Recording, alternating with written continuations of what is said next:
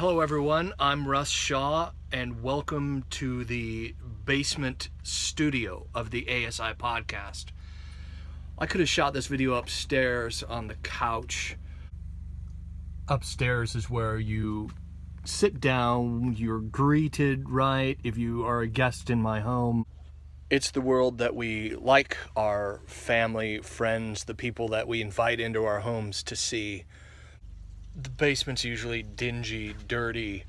It's not the place you usually want to invite company. It's not the place where you want everyone to see the inner workings of your life as far as your house is concerned on the lower level, right? It's also the quiet place, and that's why I record down here. But it's a good metaphor for life, isn't it? People come in and out of our lives and they see us on that upper level upstairs where the comfortable couch is, where the TV is. We invite folks in to watch a game. Few people come down here. And that's where Attitudes of Sexual Integrity, the podcast, speaks to. I know what it's like to have all this going on down in the basement, and while upstairs friends, family, they don't know what's going on down here. I've had the honor of being invited via email and correspondence electronically into the basements of others who struggle and are so fearful of anyone finding out what's going on down here. Do I dispense advice or tell people what they should or ought to do? I don't see that as my place. I'm not a professional. I'm not a caregiver. This is not digital online therapy. But there is something very powerful that I realized in my stories, and I've heard echo again and again, and that's the power of someone saying, "Me too."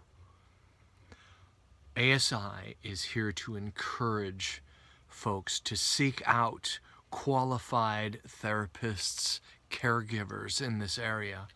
And for someone like me, going back in time to when I was very stuck, very scared, very afraid, I do the podcast because I've been there and I know. I've clenched my steering wheel. I've had the tears. I have felt I told myself I'd never do this again, and I did it again. And I've been in that place, and I know how it feels, and I know how it hurts, and I know what kind of prison it felt like, and I was in. If ASI is allowed to continue on the internet, it will keep pushing and poking and prodding at that very heavy truth that we can't keep doing this all by ourselves in the dark, all alone. That isn't going to work, and it doesn't work, and I had to get to the point where I wasn't going to keep doing it all by myself anymore. But the extra boost of encouragement to get to that place, to pick up the very heavy device and actually ask for help, is why this show continues to be a time machine. This November, that's going to mark the 11th year that ASI has been on the internet in the podcasting arena. It's 10 years that it's been on iTunes. ASI, the podcast, has been around since podcasting started almost. So not only is ASI almost 11 years old, it's been 11 years of my own ongoing sexual sobriety, to use those words. Moving from stuck, totally frustrated, out of control in my compulsion, to freedom that I experience today. So what I'm asking you to support today is not necessarily a podcast or my radio show thing, all right? What I'm asking you to support is a time machine. Something I've learned doing this podcast over the years is that it's progressive. Porn addiction, for example, someone doesn't start looking at gangbangs on their first day of watching pornography, or people having sex with animals, for example. There's usually a progression down to more disturbing material. What if we could interrupt the pattern? I like to think of ASI as like a time traveler entering into someone's story when they're searching like I was for help, seeking hope, looking for answers, that it might interrupt something that could be much more devastating in their lives. The Army has a serious problem. We're failing in our efforts to fully protect our people from sexual assault and sexual harassment. Every level, and as a parent of 2 sons and a daughter, the crimes of sexual assault, sexual harassment cut to the core what I care most about, the health and welfare of American sons and daughters. Tonight, a teacher has been booked into jail and charged with sexually assaulting one of her students. To being in front of a classroom, not a courtroom. Is said to have been found in bed with a woman believed to be his church member. The man claiming to be the woman's husband rained blows on her as shocked residents watched.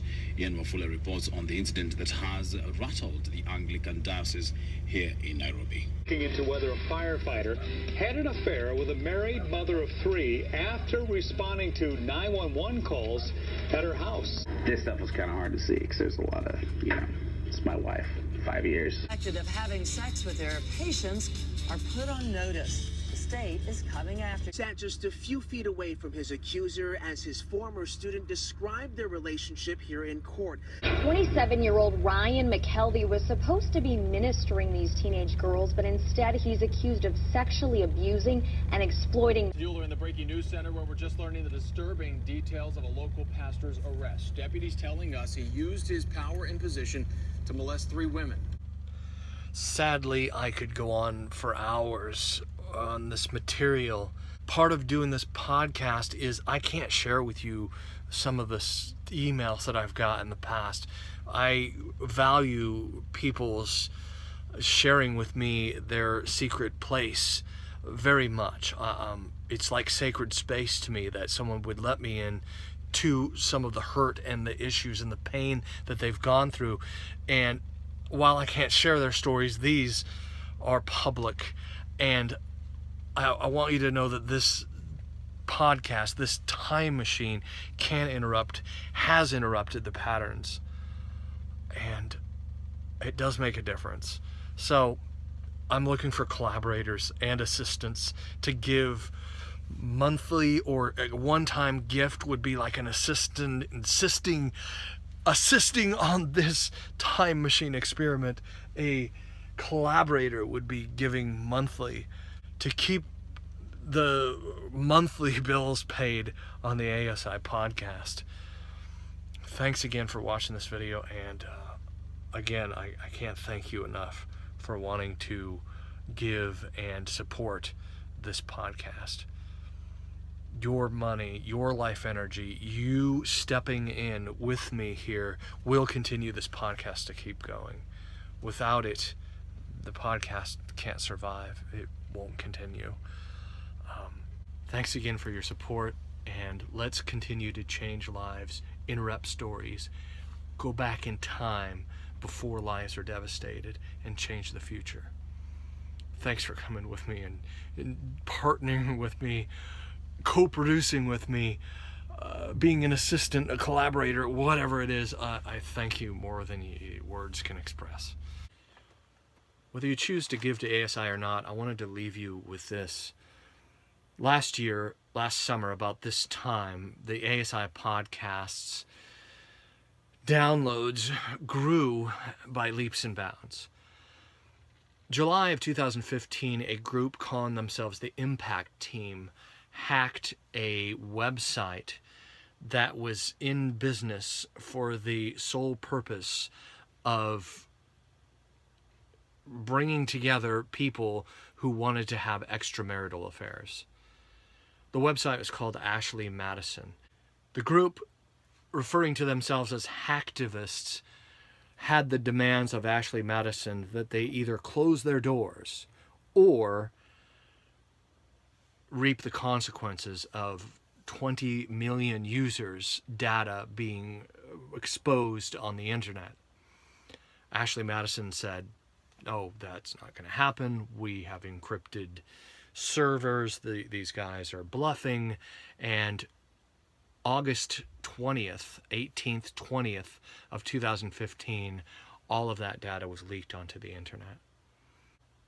whether you believe that this thing could be a time machine or not, I wanted to leave you with a story of the Gibsons, and that maybe your thoughts and prayers could be with the Gibsons and families like them who are still suffering today the aftermath of that exposure, that bomb going off, of all of those people and their secrets, their basement being exposed to the world. Pastor, a husband, father of 2, a seminary professor with a sense of humor. My dad was a great man. He was a great man with struggles. My dad reached a point of such hopelessness and despair that he took his own life. It was just 6 days after hackers exposed the names of millions signed up for Ashley Madison, a website for people seeking affairs. How do you tell your kids that their dad is gone and that he took his own life? I think that the hardest thing for me to deal with was that he honestly doubted the fact that I would love him enough. In his suicide note, Gibson wrote about being on Ashley Madison. Do you mind sharing a little bit of what he said in that note? He talked about his depression. He talked about having his name on there, and he said he was just very, very sorry. He poured his life into other people, but somehow or other he couldn't extend that to himself. Facing the harsh reality of loss, Christy says there's also forgiveness. I still believe that it could have been fixed. It could have been healed. Christy has a message for communities grappling with infidelity. What would you tell those people who are potentially contemplating the worst? Don't underestimate the power of love. Nothing is worth the loss of a father and a husband and a friend. It just didn't merit it. It didn't merit it at all.